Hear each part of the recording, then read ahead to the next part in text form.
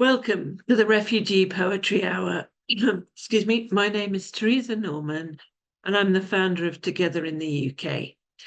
I'm very pleased that tonight Together in the UK is hosting this event together with Palewell Press and the Right to Life programme from Freedom from Torture.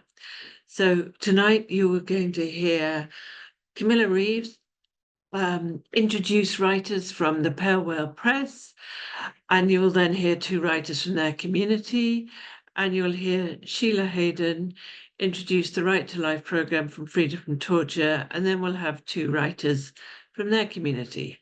But what we're going to start with is two writers, two pieces published in Here Are Stories, an anthology produced by Together in the UK in 2023 and still available from our website.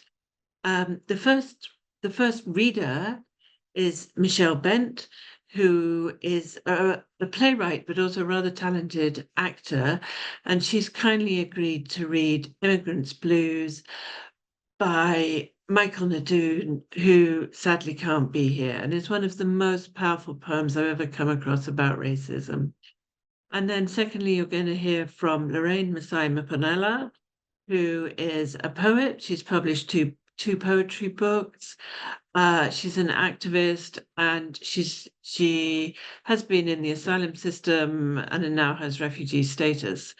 So I'm sure you're going to find this evening moving and memorable. And over to you now, Michelle.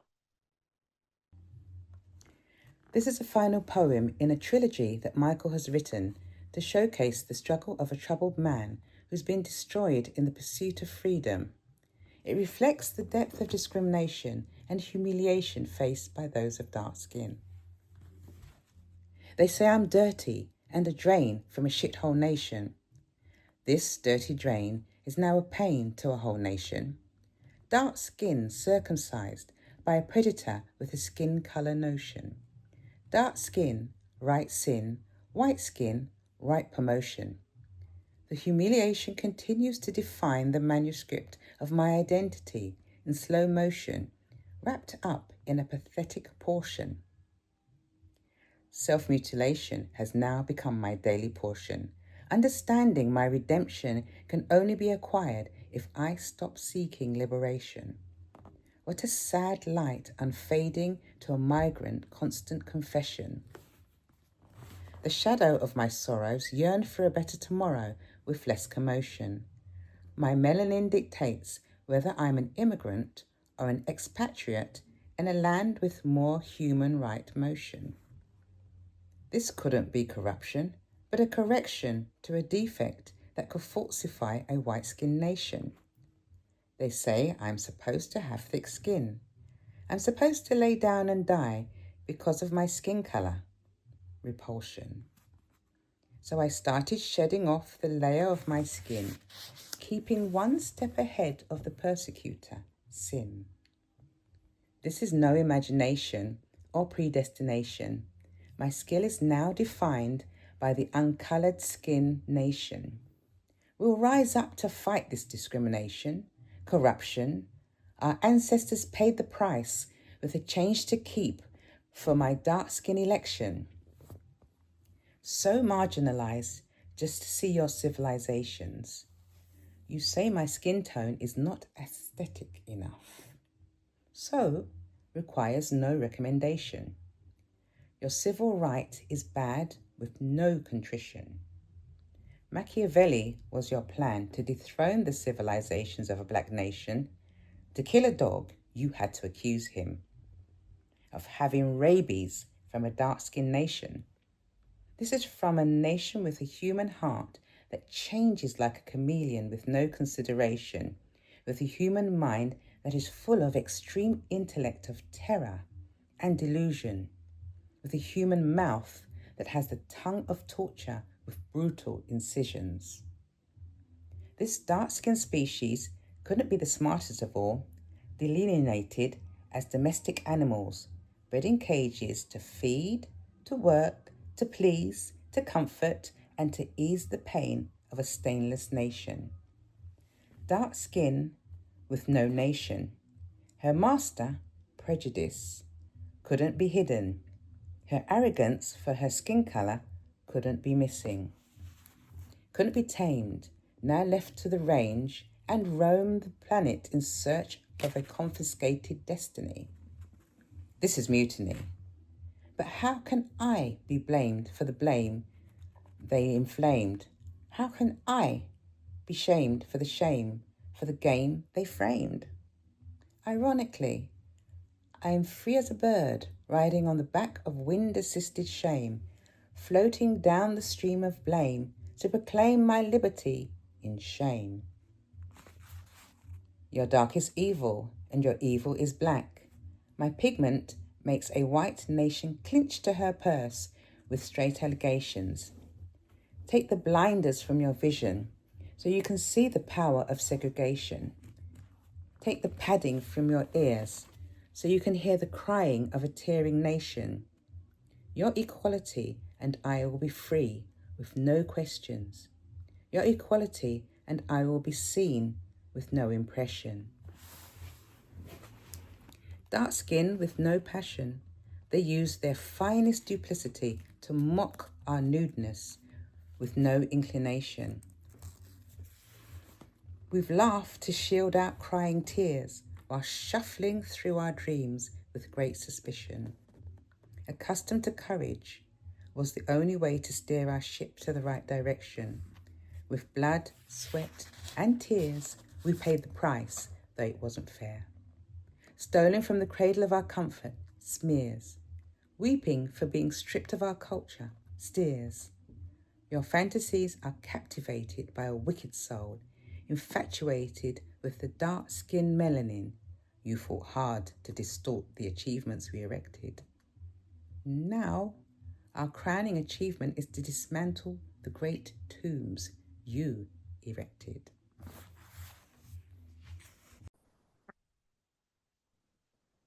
Hi, everyone, and thank you for having me. So I'll read two poems. The first poem is called We Are Dying. We are dying in isolation, alone and forlorn, with not much change, with not much hope.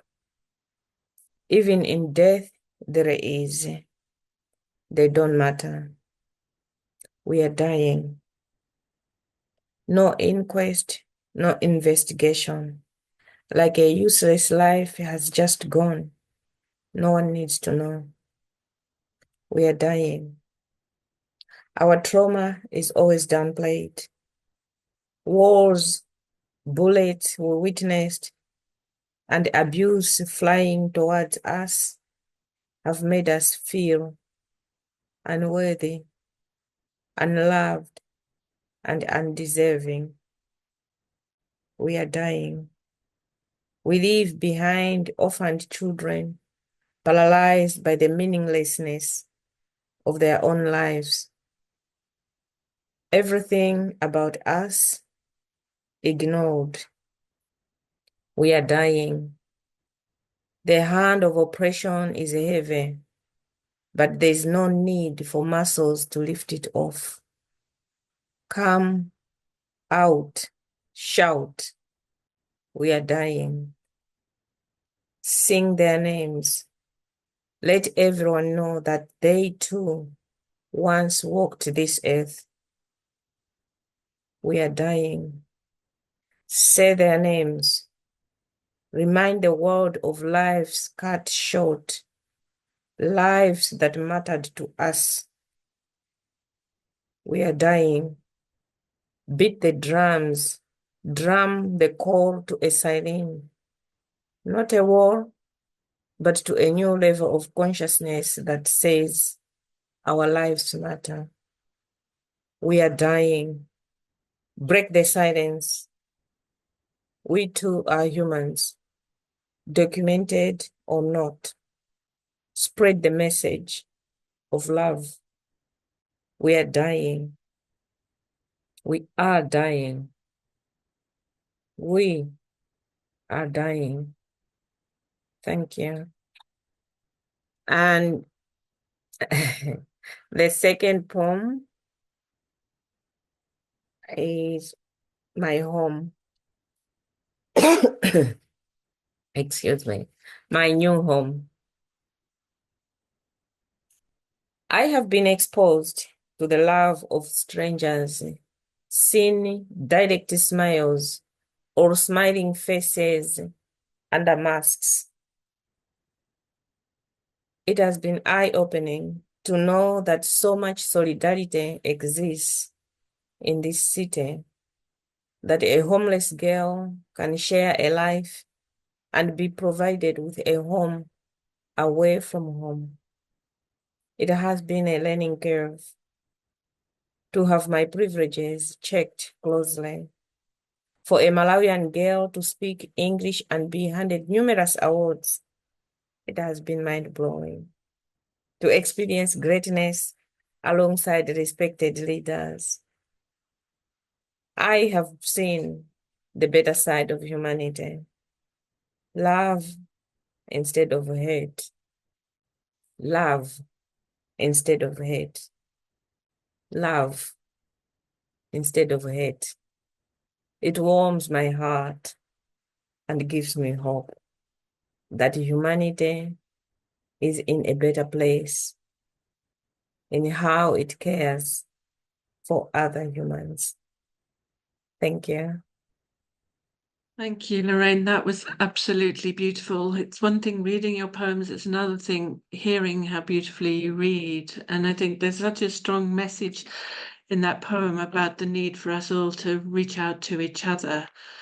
So thank you so much. And I'm now going to hand over to Camilla to lead the section with writers connected to the Palewell Press and to introduce Palewell Press. Hiya, everybody. I can see lots of lovely people in the audience, and I know some of you. But I'll give you a brief intro to Palewell Press before introducing my two lovely poets. We're an independent, not-for-profit publisher. Many of our books are written by refugees, or they're written by people from marginalized groups who have something urgent to say, homeless or imprisoned. And we also have books on climate change and nature. Our main aim at the moment is to increase access to book publication for people who have a story to tell. When someone starts writing for Palewell Press in any form, whether it's a short story or a poem or a novel, they become part of a community of writers. I hadn't seen this happening, but it is truly happening around me, and the writers comment on it. They find the others in the group are looking after them and finding them opportunities, and I think that's wonderful. We all need an opportunity to share our story. And we feel particularly inspired by Maya Angelou, who said, "There is no greater agony than bearing an untold story inside you." In my case, I started being interested in refugees because of my family, partly because of the Jewish side of my family that tried to escape Nazi Germany and other parts of Eastern Europe, and partly because many years ago, part of my family witnessed the Irish potato famine. That's the Catholic side of us, and saw people dying of hunger that could have been averted. And this happens too often around the world.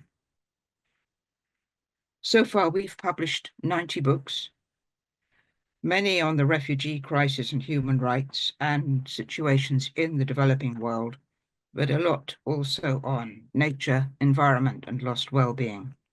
And we now run an open mic in Twickenham on climate change and human rights, and hope very much you'll come to that. I will be sharing that detail through Teresa to people who've attended. I'd like now to talk about the two lovely people who've agreed to read for us tonight. And the first of them is Lester Gomez Medina. He was born in Nicaragua and raised in Costa Rica. And he's passionate about short story and poetry writing. He now lives in England. He has a lot of experience working with people nurturing and developing writers of Latin American background.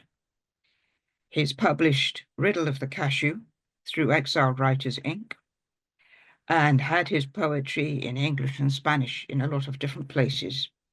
And he's one of the contributors to this lovely book, which is called Home and Belonging, published by the British Bilingual Poetry Collective. And this is the first time he's been working closely with Palewell Press. Lester's feeling is that his work is driven by the fact that he's migrated into 2 different countries, and he's constantly having to adapt. And I think he might be somebody who would be interested in that competition Teresa mentioned. But now I would like to hand over to Lester, who has a couple of poems for us. Thank you. Okay, thank you for being here. The first poem has a title of The Way I Walk. Okay. And to give you a little bit of context, in reality, this came after I was asked a question when I was living in that country where I grew up. Somebody asked me something that I never forgot. And I wondered for years about the answer of this question. And I think it became a poem. It is called The Way I Walk. Why do you walk like that? She grumbled. What do you mean? I replied. Like this. So she stood up straight and put her shoulders back. She then hunched as before and walked off, disappearing among our other peers in the classroom.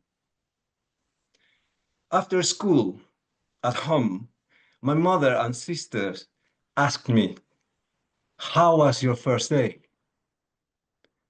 I raised my shoulders and smiled, still thinking about that question. Why do you walk like that?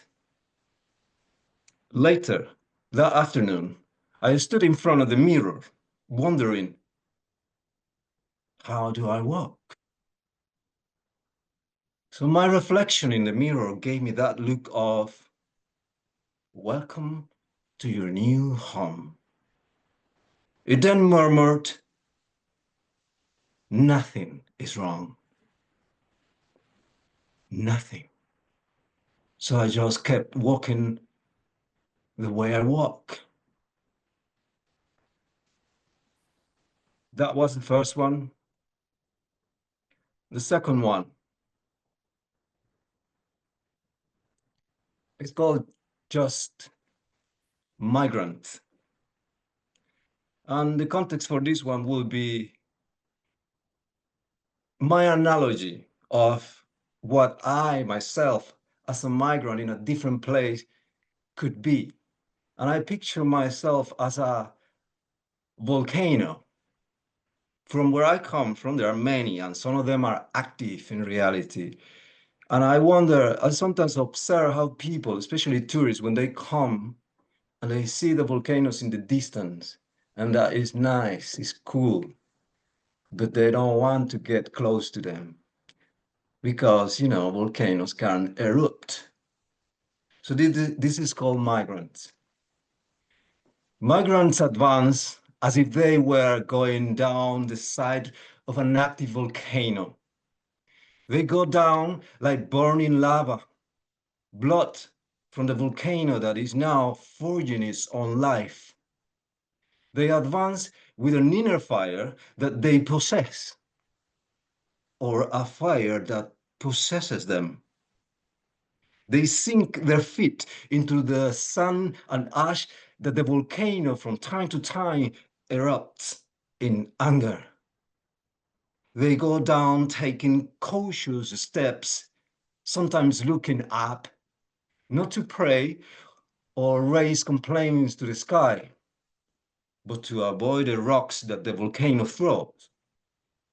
Those they advance, driven by the heat of being alive. Ultimately, they go down knowing that a volcano gave birth to them, made them brave, and set them on the path of life, teaching them to use their voices of active volcanoes. This is how migrants move through the world. This is how they make their way. This is how I have learned. Thank you very much for listening.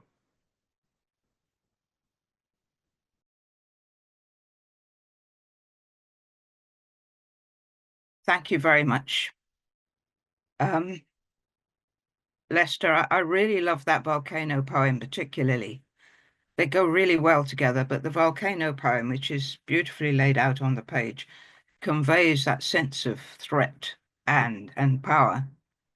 I think it's a very good way of looking at the challenges facing refugees, the anger inside them and the hostility they encounter and the need to keep calm. I would like now to introduce our second reader, Nasrin Parvas, maybe someone that you already know. She became a civil rights activist when the Islamic regime took power in 1979 in Iran. She was arrested in 1982 and tortured during her 8 years in prison. She's a member of Exiled Writers, Inc. and the Society of Authors, a poet, novelist, and poetry translator from Farsi into English. Her books include One Woman's Struggle in Iran, a prison memoir, and The Secret Letters of X to A. And she is going to have a story, I'm incredibly proud about that, in So Many Unavoidable Journeys, the prose anthology, which we're bringing out this summer. The poems she reads tonight are from Songs of Freedom, an anthology by 10 Iranian and Afghan women poets published by Afsana Press in 2024. Now, I'm very honored to hand over to Nasrin. Hi, thank you for inviting me. My first poem is called Woman, Life, Freedom. Shot, handcuffed to the flag rod. He asked for water. The guards held a cup of water out of reach and said, "Take it." His mother came at dawn with a bowl of water. She was shot. His sister came with a bowl of water. She was shot. His cousin came with a bowl of water. She was shot. His neighbor came with a bowl of water. She was shot. His lover came at dusk together with women, each holding a bowl of water. Frightened, the guards ran away. The next one, that sunny afternoon in Cyprus. The face of a man born in a different part of the world brings you to mind. I need to call your name, have you walk towards me. You were holding my hand, we were talking. I jolted violently, the sound of a gunshot. Your hand slipped from mine. You bent, double, flattened on the pavement. Your red shirt turned black. And the last one, Colnbrook Immigration Removal Center. You wake up to the sound of the first early morning plane landing at Heathrow. Then you go back to your dreams, thinking about the passengers in the plane, wondering if any of them are like you, traveling on a false passport. Hazily, you remember that some rich man has bought this prison, all the inmates included, just like serfs or slaves, and you try to figure out how anyone makes money holding you prisoner. Thank you.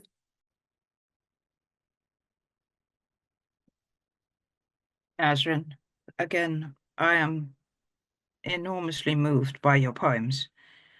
And I'm so grateful that you read them, because I think we forget sometimes the enormous tragedies happening in different places, including in the UK, and how much we need to stand up for human rights. Everyone has to. But I am so grateful to you and to Lester for reading. Teresa, back to you. I'm very glad that you spoke, because I'm feeling very emotional after those beautiful readings. So it gave me a minute to catch my breath. I'm now going to ask Sheila to introduce the Right to Life programme and the poets who've been on that programme, who will read their poetry. So over to you, Sheila. Hello, everybody. Yeah, I'm echoing that. Absolutely wonderful poems, and I'm very proud to say that Nazreen is also a former member of Right to Life. She was with us quite a few years ago before she took wing into the world of publishing. So I'm just about to put into the group chat a link to the Right to Life page on the Freedom from Torture website. So Right to Life is, as far as we know, the only long-running creative writing group for survivors of torture in the world. I'd love to know if there are any more, because, you know, we always need comrades. It's been going for about 25 years. I've been the coordinator, lucky me, for about 22 of those years, or maybe no fewer, maybe about 20 of those years. And it's just the most extraordinary thing, because the point, Freedom from Torture, which it's part of, is the only national charity in the UK dedicated to the holistic rehabilitation of and treatment of survivors of torture from around the world. And they all the people who get accepted as clinical clients of Freedom from Torture have some form of psychological therapy initially, usually one-to-one, sometimes in a group. But then there are other groups to which they graduate at the point where they feel confident enough. There's a gardening group, which welcomes people, some of whom are actually not able to express themselves in English, or maybe too traumatized to express themselves at all in words, but who, in parallel and side by side with other people, can profit from the metaphors of gardening about fallowness, death, rebirth, and blossoming, budding, all those other things that we like to think about, which are so suggestive of the journey through life. So there's the gardening group. There's a bread baking group, which similarly people don't need to be able to talk English, but they share the common language of making bread of various kinds together. And the leavening and the waiting and the rising and the cooking and the proving and the eating are all metaphorical elements of the journey to survival. Right to Life is a little bit different, because it's not actually part of the clinical section of the organisation. And so what that means is that people who join Right to Life after their clinical treatment can stay with us as long as they like. And some of them have been with us for more than, as long as I have, actually. We've got one or two in the group who've been there for a very long time. And I think I would say about torture that one of its primary purposes is to destroy your identity, to make you feel that you don't exist, you don't deserve to exist, and that if you did exist, you would have no value at all. And in doing that, it also obliterates your voice. In obliterating the sense of self, it obliterates the voice. And so what we do is we give people a voice in English, which may be their fourth or fifth language. And through finding that voice, they find themselves, and they're able to rebuild a sense of identity. And the most extraordinary thing to me, and one of the enormous privileges of coordinating the group and working one-to-one with a number of the writers, is that some of our people, I mean, including, I think you won't mind me saying so, Naluga, who's about to read to you, came to us never having done any creative writing in his life, in any language. Now, Lugo was a passionate, dedicated and brilliant science teacher where he came from, and that was his life. And the first time I asked him to write a piece, I said, write about your perfect day. And his perfect day turned out to consist of marking homework and planning lessons for the next day's science lessons. And then after he'd been with us for a few weeks, we read a poem. I think it was Kipling's If, which has a relatively memorable scheme. And a light bulb went off in Nilugo's mind, and he wrote a poem in response. And ever since then, nothing has stopped him. And seeing somebody who thinks that they're not a writer, who thinks they're not a creative writer, and who never knew that they had this voice inside them, able to express all these different thoughts and ideas, seeing them develop this voice, it's like watching somebody grow a new limb. And they're like, is this mine? Is this part of me? Did this come from me? Is this who I am? And that's the most exciting thing. And then when people go out into the world and they read their own work and they experience the attentive silence or the smiles or the responses of an audience, that's like having a mirror held up, which says to them, yes, you do exist and you do have value. And here we are listening to you and appreciating you and proving that you have that value. And I myself have not been, thank God, through that experience. And so I'm not able to bear first-person witness to it, but I have observed it many times. And I can truly say that it's the most extraordinary and transformative thing, and something of which I'm extremely proud to be part. So I've put the page in the chat. You can have a look and see what we do. There are links to films that we've made. There are links to the zines that we produce, and various other collaborative performances of which we've been part. And I am now going to hand over, I know that at least one of them is on the Zoom, so I'm now going to hand over to our two writers. Nilugo, I've described a little bit about, he's too modest to say this, so I will also say for him that having come to this country with no money and no English only a few years ago, he was able to get a sanctuary scholarship, which is an extremely difficult thing to get, to University College London, from which he emerged last year with a 2-1 degree in electronic engineering. And he is, I think this goes to prove what an extraordinary person he is. He's also a footballer. He also has a young family, and he's holding it all together. And he's fasting, and nevertheless, he's here with us today. So, Nilugo, over to you. So I'm Nalugo, and then a member of Wildlife. So today I'm going to read 2 of my poems. And then the first one is about compassion, and the second one is about time. So compassion, I think, I wrote this poem, Compassion, based on things that I went through when I came to this country.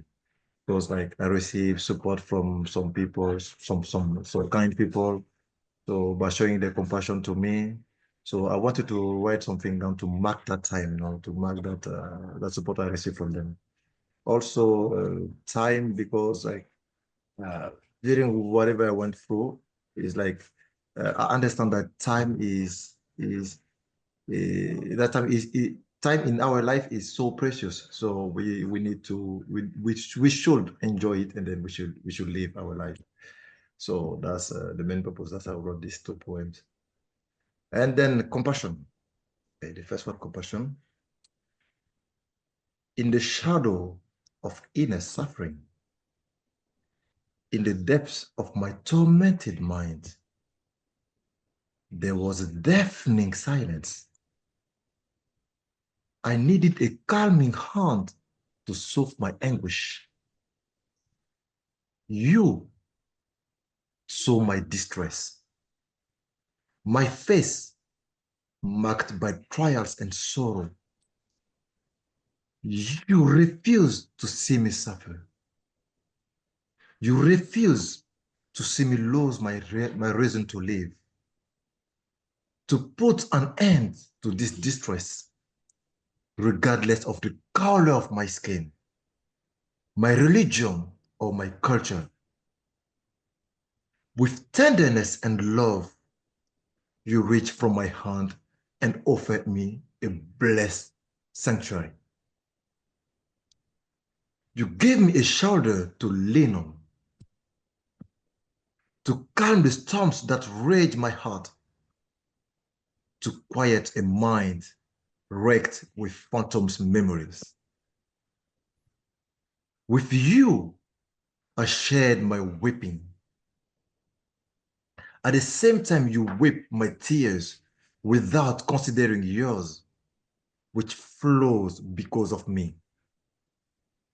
Through these gestures, You bandaged my wounds. You gave me hope. You gave me a second chance to live. It has been said, to heal the wounds of the dead soul, compassion envelops each in its tender embrace. Bring hope and comfort in the darkness of life. We should all remember this. We offer compassion because we too will long for it one day. Okay, that's all the first one. Thank you very much. Then the second one is about time. So time. In the midst of the succession of events and phenomena, inaccurate chronometer which deceives us, we can neither see it, nor smell it, nor touch it, neither direct nor modify it. It runs and leaves us no reprieve, no right of appeal. It flees like a bird in the night, flows through our fingers like liquid. Assassin, it kills each successive day. It goes too fast. It's like money. When we give it to one place, we can't give it to another. But it gives us one advantage, the privilege of age. With it, happiness comes by. Love takes root. Knowledge grows. Wisdom is acquired with the passage of time. It's often said, let's give time to time. But we always forget to ask, is there any time to give? We only have a handful of sand left to live our life by doing good deeds with joy and happiness. So let's take advantage of the time that has been gifted us. Marvel at the world around us before life catches up with us and fills us with regrets. Thank you very much. That was amazing. Thank you so much, Naluga. Fantastic. I mean, they're beautiful on the page and they're even more beautiful to listen to, I think. And it's extraordinary to me that it's a sort of miracle that you produced them. And yeah, it's very moving to hear them again, public. I think, I don't know, but I hope that Jean-Pierre is also on this Zoom. I haven't checked. But if Jean-Pierre is on the Zoom, I'm now going to hand over to him. Yes. Okay, so I will introduce Jean-Pierre very briefly. I mean, again, it's a great, we're very lucky that he's with us this evening because he's from Eastern DRC and he has been, as you can probably imagine, absolutely overwrought and deeply preoccupied and absolutely obsessed with what's going on there. And this has also been his obsession in the writing that he's done. And we have been working very, very, very hard over months to get into the press some attention for what's happening in the Eastern DRC at the hands of the Rwandan soldiers, behind whom sit the lovely Rwandan government, with whom our previous Prime Minister was so in love. And he has been working very hard to get attention for this. And I'm very happy to say that we were finally able to get his work published in the Mirror after about 8 months with the help of our wonderful press officer at Freedom from Torture. So one of the things he's going to read this evening is his piece about how the long-running and horrific battle for the minerals of DRC led to his coming here and having to leave everything in order to start a new life. And then he's going to read another poem which he wrote for our Chelsea Flower Show project, which we were lucky enough, Freedom from Torture was lucky enough to have a garden at the Chelsea Flower Show last spring. And as I've already mentioned, gardening is a wonderfully rich metaphoric landscape in which to trawl for ideas for poems. And Jean-P wrote a marvellous magical poem about the arrival of a Congo garden in the post and the results of that. So I will now hand over to Jean-P. Good evening. I don't have anything to add on what Sheila has said. Now she knows me and my background. I think is all she could say. I just want to start with the first writing, which are write about what is going on back in my country. And the second one will be to the garden. Is Eastern DRC Congo still on the map of the world? If so, why is nobody paying attention to what's unfolding there? Your satellites pinpoint the mineral iron below the ground from which we all benefit, but your ears are blind to what's happening above. Massacre, rape, child slavery. That's my home country now. As a pastor and IT engineer, I had a peaceful life with my son, 2 nieces, and my mother. After work, I would spend time with my kids, talk with them about their day, teach them how to cook, and clean their bedroom. Would play together on bikes and scooters or walk the local trail.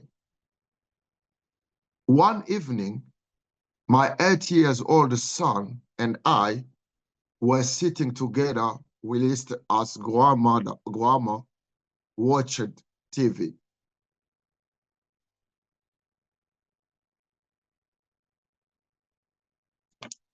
Flicking toward the channel, she stopped on a documentary. The film caught our attention. It was a program about the natural resources of our country, the DRC. All at once, my son stopped what he was doing with a pencil in his hand.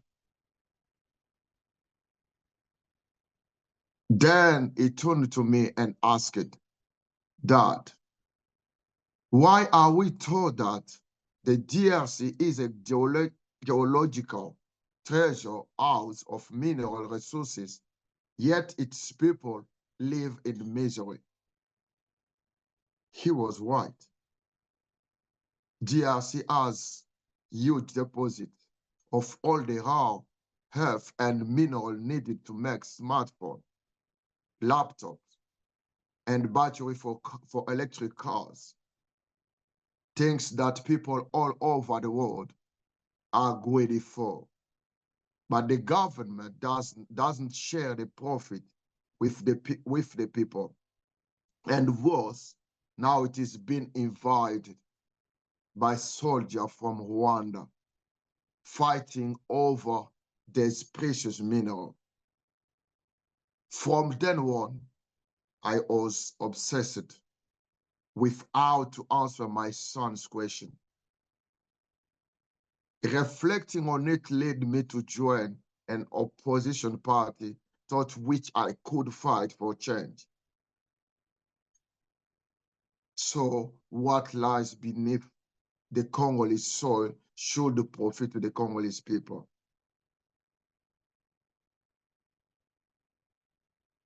As well as my children and elder mother, I was also supporting some member of the church I led. There's a responsibility hard helping to jolt me into activism.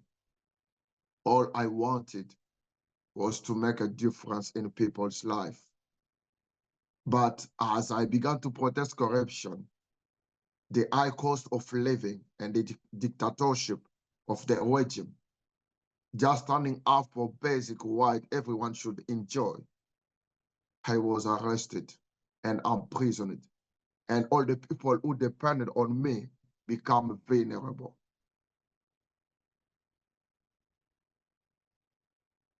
The days in prison are inscribably dark memory.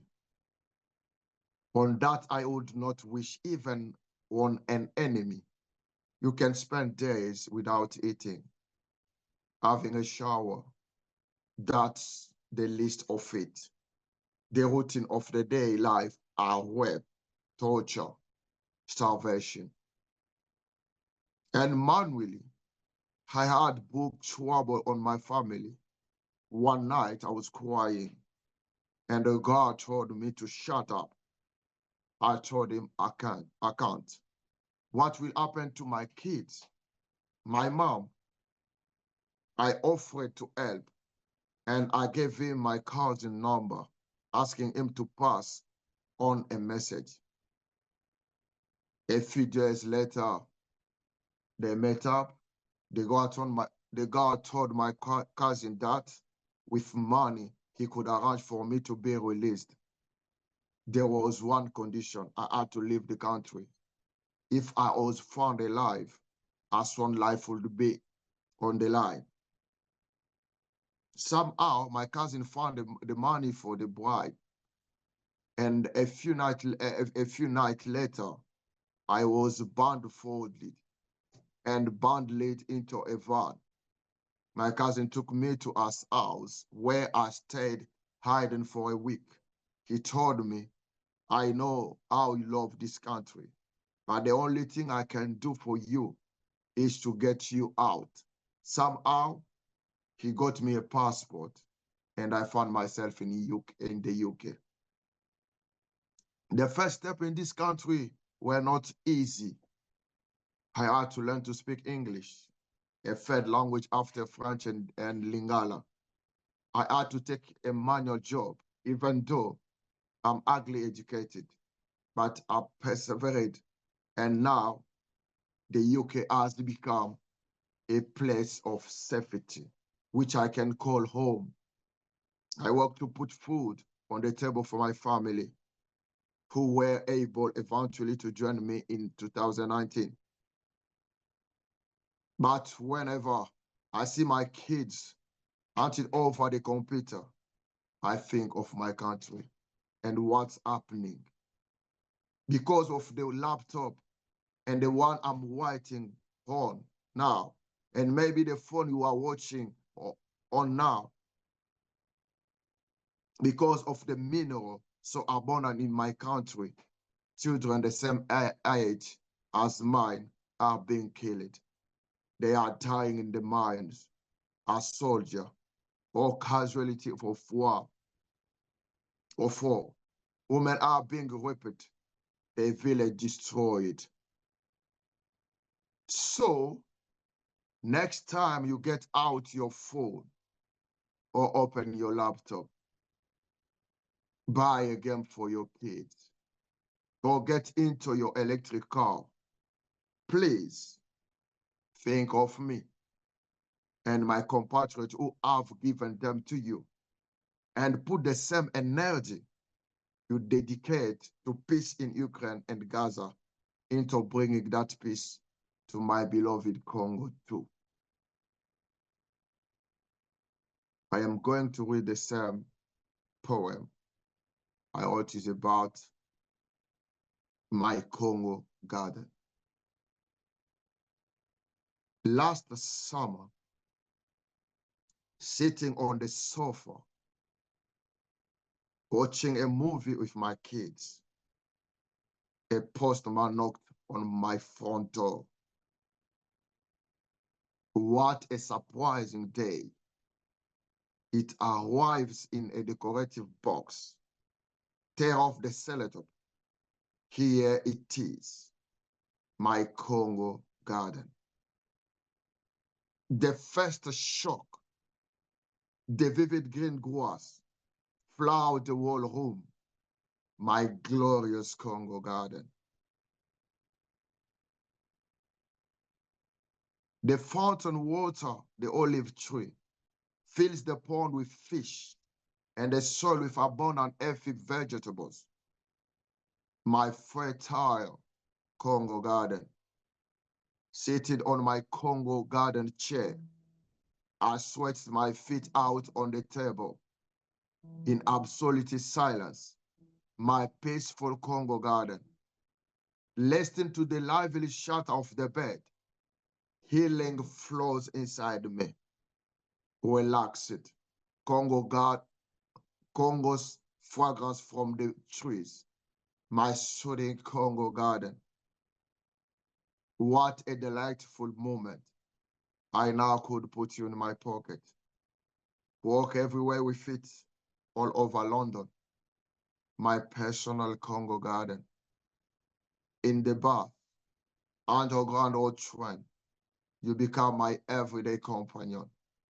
I could not live without you. My lovely Congo garden. Thank you.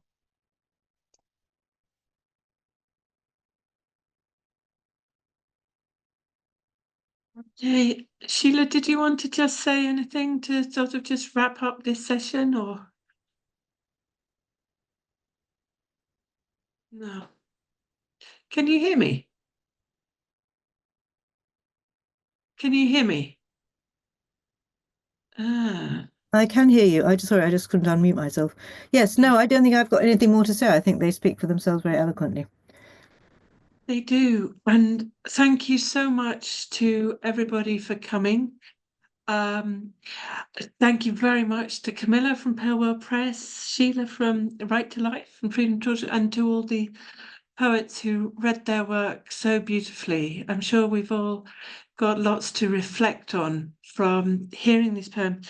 We will be putting the recording on YouTube, and this evening you can read Nalugo's and John P's poem on the Congo Garden on our website, and we will be publishing later on the poems from from Nasrin and Leicester.